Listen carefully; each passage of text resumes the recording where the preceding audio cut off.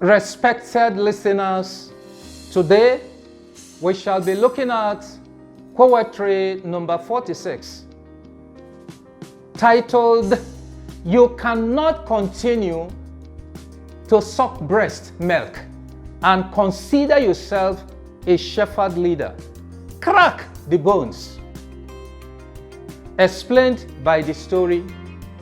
The mason arrived in the pastor's home early Sunday morning looking worried. The assistant pastor was then in the sitting room waiting for the head pastor, who was dressing up in his room in readiness for that morning's church service. The mason greeted the young pastor with all due respect and then asked to see the head pastor. The assistant pastor explained that he was dressing up. Could he be of any help to him?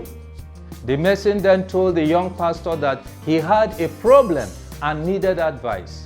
For nearly 6 months, he had not had any work to do, so feeding his family had been a tall challenge all this while. Just this morning, however, as he was getting ready for church service, information arrived that a very big project which called for masons was to begin that very morning, and all masons were rushing there for an opportunity. He was, however, confused because it was a Sunday, and as a Christian, he needed to be in church. Nevertheless, he needed the work to feed his family, so he had come to seek the pastor's advice. The young pastor told the mason that he had no choice than to go to the church service. God would provide for his family somehow. Going to work that Sunday morning would be a sin, and he should know better than imagine missing it. As he was speaking, the head pastor stepped into the room. The challenge was therefore presented to him. When the young pastor's reply was relayed to him, he called him into his chamber and there admonished the younger one. You should have encouraged him to go for the work. He was with a straight face. The young pastor was surprised at his senior's answer. He asked whether it was not a sin to work on Sundays.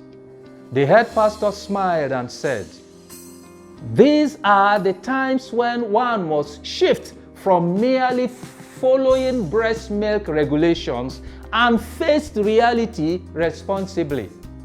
These were some of the decisions which called for spiritual maturity and insight. The Bible said man was to work for 6 days and rest on the 7th. Was that not so? No. This mason hadn't worked for 6 months. How then could he be resting with civil servants and other workers who had worked in the week, hence were right to be resting on this day? Who would feed his family for him anyway? Do you know it is a sin to starve one's family? The head pastor explained to the young one that this was the spirit which Jesus tried to inject into man throughout his life and teachings. Rules exist for the sake of mankind. They should be upheld but not used to hang man. As Paul stated, when he was a child, he was fed with milk, but now that he was grown, he took meat and cracked bones.